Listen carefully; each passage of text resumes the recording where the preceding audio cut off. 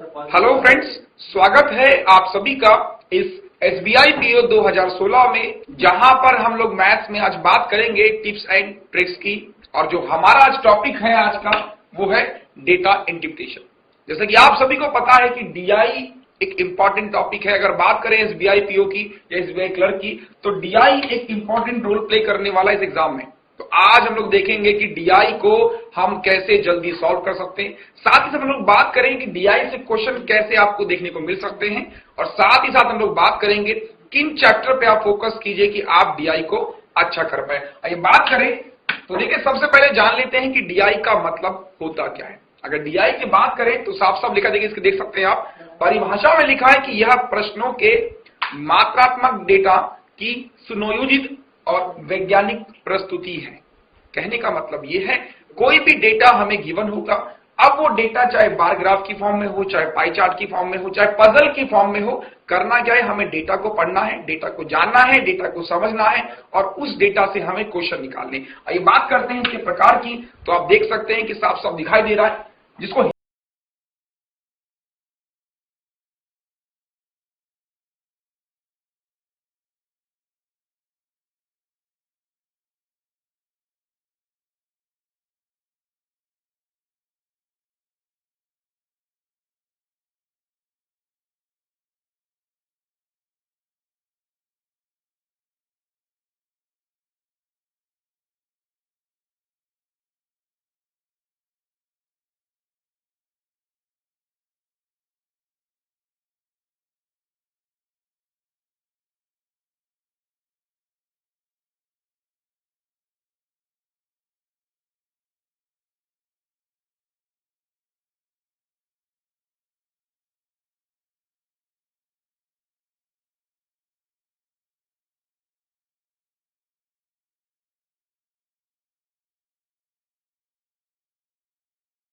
Puzzle DI. चलिए बात कर लेते हैं आगे कि डीआई को सॉल्व करने के लिए अप्रोच क्या होनी चाहिए।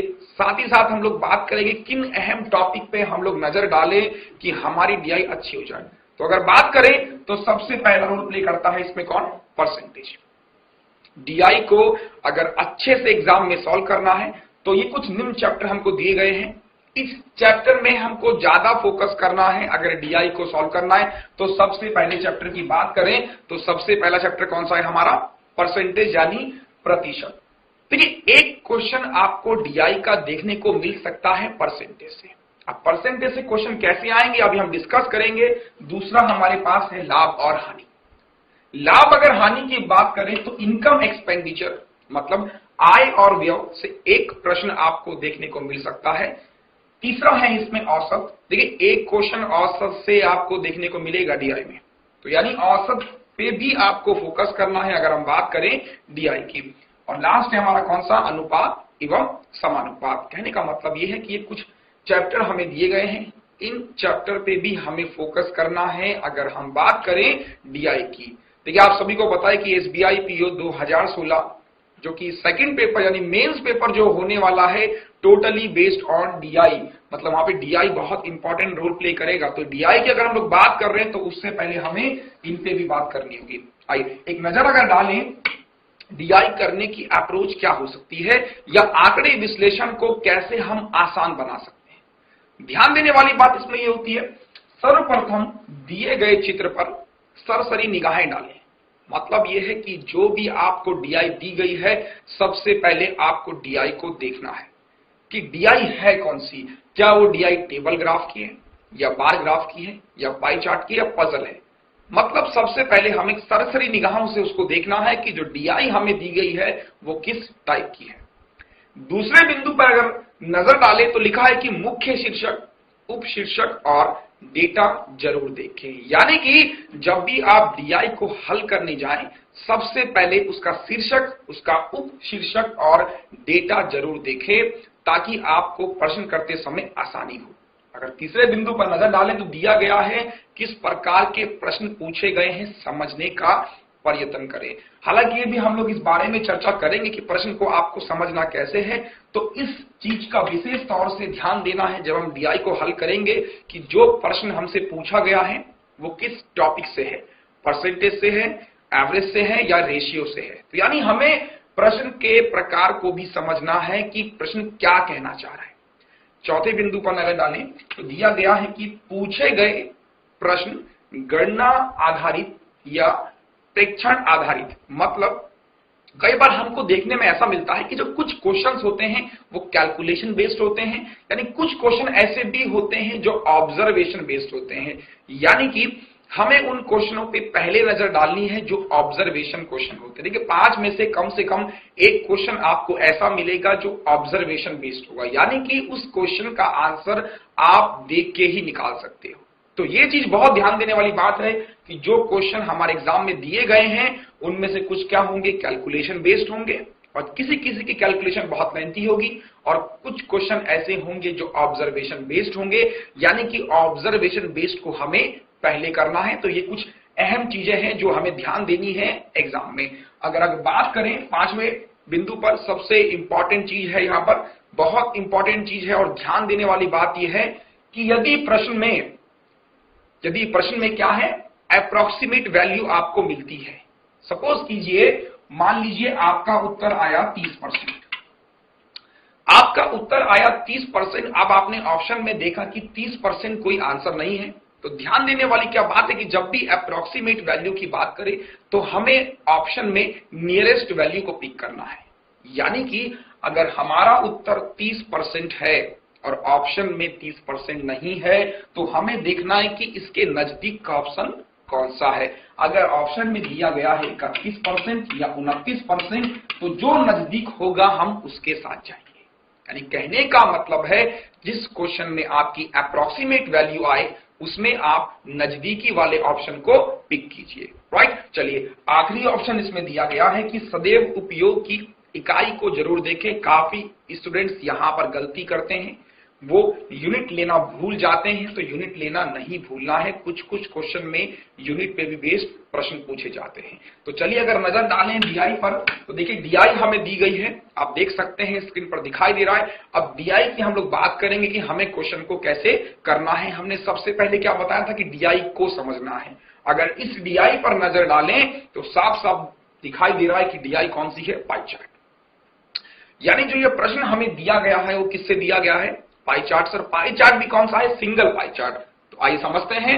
निम्न पाई चार्ट को ध्यानपूर्वक पढ़िए एवं निम्न प्रश्नों के उत्तर दीजिए। पाई चार्ट क्या कह रहा है, पाई चार्ट में एक किताब के प्रकाशन में होने वाले खर्चों का प्रतिशत हमें दिया गया है कि जो किताब है उसमें जो खर्चा आता है उसको प्रकाशन मतलब उसको पब्लिश करने में उसका परसेंटेज दिया है। अब देखिए किताब की अगर हम बात करें तो प्रिंटिंग कॉस्ट होगा, ट्रांसपोर्ट का खर्चा होगा, पेपर की कॉस्ट होगी, बाइंडिंग की कॉस्ट होगी, रॉयल्टी कॉस्ट होगी और प्रमोशन की। तो ये कुछ खर्चे दिए गए हैं जिनका हमको डिस्ट्रीब्यूशन दिया है, किसकी फॉर्म में, परसेंटेज की फॉर्म में। चलिए पहले क्वेश्चन पर नजर डालें। तो पहला क्वेश्चन हमारी स्क्रीन पर दिया गया है, आइए समझते हैं क्वेश्चन क्या है। सबसे पहले तो क्वेश्चन को समझना है, क्वेश्चन हमसे क्या कहना चाह रहा है। तो क्वेश्चन पर अगर नजर डालें तो देखिए क्वेश्चन लिखा क्या है, यदि प्रकाशक निश्चित किताबों की छपाई में 30,600 रुपए खर्च करता है तो रॉयल्टी में कितना खर्च करता है। अब एक ध्यान देने वाली बात है, जब भी आपके सामने पाई चार्ट आए और परसेंटेज की फॉर्म में गिवन हो तो बस एक बात ध्यान रखिएगा, अगर परसेंटेज की फॉर्म में डेटा गिवन है तो पूरा सर्कल हमेशा कितने का हो जाएगा, 100% का। यानी ध्यान देने वाली बात यह है कि ये पूरा अपने आप में कितना है, 100%। यानी हम ये मानते हैं कि ये पूरा अपने आप में कितना हो जाएगा, 100%। एक और चीज, जो ये 100% होगा, अगर परसेंटेज में गिवन है तो 100% लेना है, अगर डिग्री में गिवन है तो 360 लेना है। यानी हम बोल सकते हैं कि जो 100% का मान होता है वो किसके बराबर होता है, 360 डिग्री। तो बहुत अहम चीज है ये, 100% का मान हमेशा 360 डिग्री होगा। डिग्री तब लेना है जब डिग्री के फॉर्म में होगा और परसेंटेज तब लेना है जब परसेंटेज की फॉर्म में होगा। तो यहां पर क्या गिवन है, परसेंटेज की फॉर्म में। अब हम इस क्वेश्चन को ट्रिक से कैसे करेंगे, यानी लॉजिकली कैसे करेंगे, आइए देखते हैं। अब एक बात देखिए, किताबों की छपाई पर कितना खर्चा कर रहा है वो, 30,600। किताबों की छपाई का मतलब किसकी बात कर रहा है, प्रिंटिंग कॉस्ट की। अब देखिए ये रहा हमारा प्रिंटिंग कॉस्ट। प्रिंटिंग कॉस्ट का परसेंटेज देखिए कितना है, 20%, और खर्चा कितना है, 30,600। अब एक बार ध्यान दीजिए, प्रिंटिंग कॉस्ट पे जो खर्चा है वो 20% है और दिया कितना गया है 30,600। तो क्या हम कह सकते हैं कि देखिए 20% किसके बराबर हो जाएगा 30,000। भाई सीधी सी बात है, जब 20% खर्चा कर रहा है तो 20% किसके बराबर हो जाएगा 30,600 के क्या निकालना है हमको, रॉयल्टी पे कितना खर्च होगा। रॉयल्टी की अगर बात करें तो देखिए डायग्राम में देखिए रॉयल्टी कहां पर है, रॉयल्टी रहा हमारा ये रहा। तो रॉयल्टी की अगर बात करें रॉयल्टी का परसेंट कितना है 15%। जब 20% की वैल्यू इतनी है 15% हमको निकालना है, तो 15% हम कैसे निकालेंगे, देखिए 30,600 15% निकालना है बटे 20 गुणा 15। अब सॉल्व कैसे करना है आइए समझते हैं। ये कैंसिल हुआ, यहां से अगर हम जाएंगे तो 1530। अब देखिए 1530 की आपको मल्टीप्लाई करनी है 15 से। डायरेक्टली भी आप मल्टीप्लाई कर सकते हो लेकिन थोड़ा सा समय लगेगा। हम लॉजिकली कैसे करेंगे आइए देखिए। 1530 गुणा 15, क्या कीजिए पहले 1500 की मल्टीप्लाई 15 में कीजिए, क्योंकि हमें पता है कि 15 का जो स्क्वायर होता है वो कितना होता है 225। यानी 15 की 15 में गुणा करना आसान है। 15 की गुणा जब 1500 से करी तो कितना मिला 225 और 2 जीरो साथ में, फिर कितना बच गया 30। अब इसी 30 की जब 15 से मल्टीप्लाई करोगे 15 तिया कितना 45 यानी 450 और 450 उसमें जोड़ दीजिए तो आंसर हो जाएगा 22,950। यानी 22,950 रुपए खर्चा करता है वो किस पे, रॉयल्टी पे। तो हमने देखा कि यदि आपको इस तरह से प्रश्न देखने को मिले तो आप इस अप्रोच के साथ जाइएगा, समय भी कम लगेगा और आंसर जल्दी आएगा। चलिए बात करते हैं अगले प्रश्न की। तो अगला प्रश्न हमें दिया गया है, रॉयल्टी द्वारा केंद्र पर बने कोण का मान ज्ञात कीजिए। अब देखिए ऐसा क्वेश्चन कई बार एग्जाम में देखने को मिलता है जहां पर वो सेंट्रल एंगल पूछ लेता है कि सेंट्रल एंगल क्या होगा, रॉयल्टी का पूछ लेगा, प्रिंटिंग कॉस्ट का पूछ लेगा या पेपर कॉस्ट का, कुछ भी पूछ सकता है। तो इसी क्वेश्चन की अगर हम बात करें तो पूछ रहा है कि रॉयल्टी द्वारा केंद्र पर बने कोण का मान कितना होगा। यानी हमको निकालना क्या है, सेंट्रल एंगल निकालना है हमें किसका, रॉयल्टी कॉस्ट का। तो सेंट्रल एंगल की अगर बात करें जैसा कि हमने अभी बताया था 100% किसके बराबर हो जाएगा 360 डिग्री के। 100% का मान हमेशा किसके बराबर होता है 360 डिग्री का। अब ध्यान दीजिएगा रॉयल्टी का परसेंटेज कितना है, रॉयल्टी का परसेंट है 15%। अब आप ही लोग आंसर दीजिएगा 100% किसके बराबर है 360 डिग्री, रॉयल्टी कितना परसेंट है 15%। मतलब हमें क्या करना है, 100% का जब मान 360 है 15% कितना डिग्री होगा, कैसे करेंगे देखिए 100% बराबर 360, एक बराबर कितना हो जाएगा 360 बटे 100। कितना चाहिए हमको 15%, तो किससे मल्टीप्लाई कीजिए 15 से मल्टीप्लाई कर लीजिए, काट लीजिए इसको 5 से 2 और ये 5 से कितना 3 बार और ये 20 से कितनी बार जाएगा 18। तो 18 तिया कितना हो जाएगा 54 डिग्री। यानी जो रॉयल्टी है उसका जो सेंट्रल एंगल होगा यानी जो कोण बनेगा वो कितने डिग्री का बनेगा 54 डिग्री का। तो ऐसे भी प्रश्न आपको देखने को मिल सकते हैं। तो बस ध्यान देने वाली बात यहाँ पर जो है वो अहम चीज ये है कि 100% किसके बराबर हो जाएगा 360 डिग्री के। जब भी आपसे एंगल पूछे, एंगल से परसेंटेज पूछ ले तो बस इस बात को ध्यान दीजिएगा कि जो 100% का मान होता है वो हमेशा 360 डिग्री होता है। चलिए बढ़ते हैं अपने अगले क्वेश्चन की ओर। तो अगले क्वेश्चन की अगर हम बात करें, अब इस क्वेश्चन को समझना बहुत इंपॉर्टेंट है क्योंकि क्वेश्चन में लैंग्वेज थोड़ा सा चेंज है।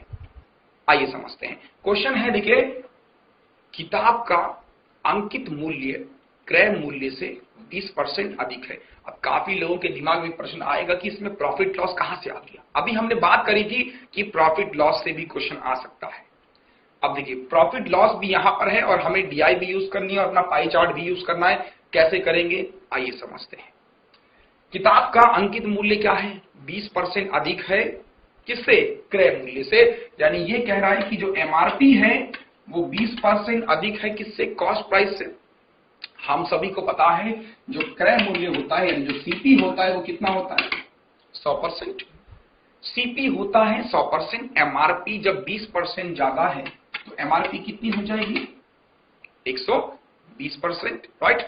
अब देखिए सीपी 100, एमआरपी 120। आगे लाइन को पढ़िए। यदि किताब का अंकित मूल्य 180 रुपए है। अब क्या गिवन है हमें? किताब का अंकित मूल्य। ये क्या है? हमारा अंकित मूल्य है, तो यानी हम बोल सकते हैं कि 120% किसके बराबर हो जाएगा? 180 के। राइट भाई, जब एमआरपी हमें गिवन है, एमआरपी 120% किसके बराबर हो जाएगा? 180 के बराबर। तो यहां से जो हमारा 100% हो जाएगा वो कितना हो जाएगा? 150 रुपए। 100% का मतलब क्या हुआ? हमें क्या मिल गया? कॉस्ट प्राइस, यानी जो किताब का क्रय मूल्य है वो कितना है? 150 रुपए। क्या निकालना है? आगे नजर डालें तो एक किताब के पेपर पर कितना खर्च किया गया। पेपर पर कितना खर्चा, मतलब पेपर कॉस्ट की बात कर रहा है। पेपर कॉस्ट की अगर हम बात करें तो पेपर कॉस्ट कौन से नंबर का है? तीसरे नंबर का, मतलब 25%। भाई 150 रुपए तो किसकी वैल्यू है? 100% की। हमें किसकी वैल्यू निकालनी है? 25% की। तो कैसे निकालेंगे? देखिए आप, 150 का 25%। तो आपने जब 150 का 25% सॉल्व किया तो यहां से आपको मिला 37.5, यानी 37 रुपए 50 पैसे कॉस्ट है किसकी? पेपर कॉस्ट की। राइट, तो कैसे करना है? बस ध्यान देने वाली बात यही थी कि सीपी 100% होगा, एमआरपी 120 हो जाएगा, और एमआरपी हमें दिया गया है तो हमने क्या बोला? 120% बराबर 180। 100% निकल गया, उसके बाद 25% निकाला, तो हमारा आंसर कितना हो जाएगा? 37.5। चलिए बात करते हैं अगले क्वेश्चन की। देखिए क्वेश्चन कह रहा है कि रॉयल्टी पर खर्च प्रिंटिंग पर खर्च से कितने प्रतिशत कम है। देखिए ऐसा क्वेश्चन आपको एग्जाम में जरूर देखने को मिल सकता है। ये बहुत इंपॉर्टेंट क्वेश्चन। अगर इसी क्वेश्चन की बात करें तो इस क्वेश्चन को करने से पहले आपको दो चीजें अपने दिमाग में रखनी है। क्या? आइए देखते हैं। अगर एक नंबर है ए और एक नंबर क्या है? बी। अब एक संख्या है ए, एक संख्या है बी। अगर ये आपसे पूछ रहा है कि ए बी से कितना प्रतिशत कम है, ए बी से कितना प्रतिशत कम है, तो ए बी से पूछ रहा है कितना प्रतिशत कम है, तो हमेशा पहले इन दोनों का डिफरेंस लेना है, और जो इन दोनों का डिफरेंस होगा वो आएगा न्यूमरेटर में, यानी अंश में। बी माइनस ए करना है, ए को कंपेयर कर रहे हैं हम लोग बी से, तो बी आएगा नीचे गुणा 100। ये कंडीशन तब थी जब हमने बोला कि ए बी से कितना प्रतिशत कम है। इसी में अगर बोलता कि ए बी से कितना प्रतिशत ज्यादा है, तो सेम चीज ए माइनस बी, यानी दोनों का डिफरेंस जो भी होगा वो ऊपर आएगा। अब हम क्या बोल रहे हैं? ए बी से कितना प्रतिशत ज्यादा है, तो अगर बी से कंपेयर कर रहे हैं तो बी नीचे आएगा। या इसी में अगर हम बोलते हैं कि बी ए से कितना ज्यादा है, तो बी ए से कितना, दोनों का डिफरेंस जो भी होगा ए माइनस बी और बी माइनस ए। लेकिन यहां पर जो नीचे आएगा कौन आएगा? ए। सिंपल शब्दों में अगर इसको समझाएं तो एक चीज बस ध्यान रखिए, जब पूछे आपसे कितना प्रतिशत कम है तो दोनों का अंतर लेना है ऊपर, कितने प्रतिशत कम है। और जब भी कम वाले की बात करेगा तो नीचे आएगा ज्यादा वाला, और जब ज्यादा वाले की बात करेगा तो अंतर तो लेना ही है, लेकिन जो नीचे आएगा वो कौन सा आएगा? कम वाला। बस इतनी सी बात ध्यान देनी है। तो इसी क्वेश्चन को अगर हम करें तो आइए समझते हैं कैसे करेंगे। रॉयल्टी की अगर बात करें तो रॉयल्टी का परसेंट कितना है? 15%। रॉयल्टी पर खर्च प्रिंटिंग पर खर्च से कितने प्रतिशत कम है, और किसकी बात कर रहा है? प्रिंटिंग पर खर्च, मतलब प्रिंटिंग कॉस्ट। प्रिंटिंग कॉस्ट कितनी है? 20%। अगर ये पूरी कॉस्ट हमारी कितनी है? 100% है, तो हम मान लेते हैं पूरी कॉस्ट कितनी है? 100। ये कितना हो जाएगा? 15, और वो कितना हो जाएगा? 20। अब ये पूछ रहा है कि ये इससे कितना कम है, तो हमने क्या बताया था? दोनों का अंतर लेना है। दोनों का अंतर कितना हो जाएगा? 5। दोनों का अंतर हुआ 5। इसको कंपेयर कर रहे हैं इस वाले से, नीचे कौन आएगा? 20 गुणा कितना हो जाएगा? 100। ये गया 4 बार, तो हमने सॉल्व किया तो हमारा आंसर कितना हो गया? 25%। यानी ये इससे कितना परसेंट कम है? 25% कम है। कौन? रॉयल्टी प्रिंटिंग खर्च से। चलिए बात करते हैं अगली क्वेश्चन की। अगला क्वेश्चन हमें दिया गया है, ऐसा भी क्वेश्चन आपको एग्जाम में देखने को मिल सकता है। तो इस क्वेश्चन में पहले समझते हैं क्वेश्चन है क्या। यदि दो खर्चों का अंतर 18 डिग्री है। अभी डिग्री की हम लोगों ने बात करी थी कि डिग्री पे जो बेस्ड होंगे तो हमें कैसे करना है। तो इसी क्वेश्चन की अगर बात करें, यदि दो खर्चों का अंतर कितना है? 18 डिग्री है। राइट, तो निम्न पाई चार्ट में किन दो खर्चों का अंतर 18 डिग्री है। अब देखिए इस प्रश्न में हम जाएंगे ऑप्शन के साथ। हालांकि यहां पर हमें ऑप्शन मौजूद नहीं है, तो हम क्या करेंगे आइए समझते। दो खर्चों का अंतर कितना है? 18 डिग्री। अभी हमने बताया था कि 100% किसके बराबर होता है, 360 डिग्री के। बस एक ही चीज आपको अपने ध्यान रखनी है, जब एग्जाम करो तो 100% किसका मान होगा, 360 डिग्री का। 360 डिग्री का मान कितना है, 100%, यानी हम बोल सकते हैं 360 डिग्री का मान कितना हो जाएगा, 100%। डिग्री कितनी है, 18, तो 18 डिग्री कितना हो जाएगा, ठीक है, 100 बटे 360 गुणा कितना, 18, 18 से 20 और 20 से कितना, 5%। तो यानी हम बोल सकते हैं कि जो 18 डिग्री है, 18 डिग्री किसके बराबर है, 5% के। अब हमें करना क्या है, देखिए पूछ रहा है निम्न में से कौन से ऐसे दो ऑप्शन हैं जिनका परसेंट क्या होना चाहिए, 5। अब कोई से भी हो सकते हैं, ये दो भी हो सकते हैं 5%, राइट। यहां पर भी देखें ये भी हो सकते हैं। तो हम जाएंगे इसमें किसके, ऑप्शन के साथ कि हमें ऑप्शन में क्या दिया गया है, राइट। चलिए बढ़ते हैं अपने अगले क्वेश्चन की ओर। देखिए एक क्वेश्चन आपको रेशियो से भी देखने को मिल सकता है, जैसा कि मैंने पहले बताया था। तो इसी क्वेश्चन की अगर हम बात करें, प्रिंटिंग पर खर्च एवं पेपर पर खर्च का क्रमश अनुपात ज्ञात कीजिए। अनुपात निकालना है किस किस का, प्रिंटिंग पर खर्च। प्रिंटिंग पर खर्च की अगर बात करें तो प्रिंटिंग कॉस्ट कितनी है, 20%। प्रिंटिंग पर जो खर्चा हो रहा है यानी प्रिंटिंग कॉस्ट कितनी है हमारी, 20% है। और पेपर पर जो खर्चा है यानी पेपर कॉस्ट कितनी है हमारी, 25%। यानी हमें इन दोनों का अनुपात चाहिए। कैसे निकालेंगे, आइए समझे। अगर हम मान लें कि ये पूरा कितना है, 100, सभी को पता है, 20%, तो वहां से कितना हो जाएगा 20, और यहां से कितना मिलेगा हमें, 25। अगर इसको कैंसिल करें तो ये 5 से 4 बार, 5 से 5, तो जो आंसर होगा वो कितना हो जाएगा, 4:5। तो यानी इस तरह से भी प्रश्न हमें देखने को एग्जाम में मिल सकते हैं। डायरेक्टली करना क्या है, 20% पिक कीजिए, 25% पिक कीजिए और दोनों नंबर पे एप्लीकेबल कीजिए। आंसर कितना है, 4:5।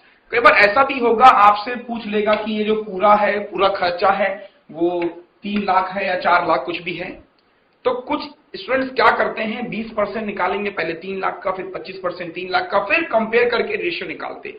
बस ध्यान देने वाली बात यहां पर ये रहेगी कि 20% 25% एक ही नंबर पर काउंट हो रहे, रेशियो हमको निकालना है, तो ये तो आपस में कैंसिल हो जाएगा, तो इससे कोई मतलब ही नहीं है। यानी हम डायरेक्टली भी कर सकते हैं, डायरेक्टली आपको 20 लेना है, 25 लेना है, जो आंसर हो जाएगा वो कितना हो जाएगा, 4:5, राइट। चलिए, तो आज के इस डिस्कशन में हमने देखा कि जो डीआई को कैसे जल्दी किया जाए, साथ ही साथ हम लोगों ने आज बात करी कि डीआई में अहम टॉपिक क्या है, किन चीजों का हमें विशेष तौर से ध्यान रखना है जब हम एग्जाम में डीआई को सॉल्व करें। इस तरह से जुड़े रहिए हमारे साथ आने वाली वीडियोस के लिए। आप हमें सब्सक्राइब भी कर सकते हैं हमारे यूट्यूब चैनल पर, जो कि क्या है, www.youtube.com, और साथ ही साथ अपना फीडबैक, अपना सुझाव हमें देते रहिए। इसी के साथ हम आपसे विदा लेते हैं।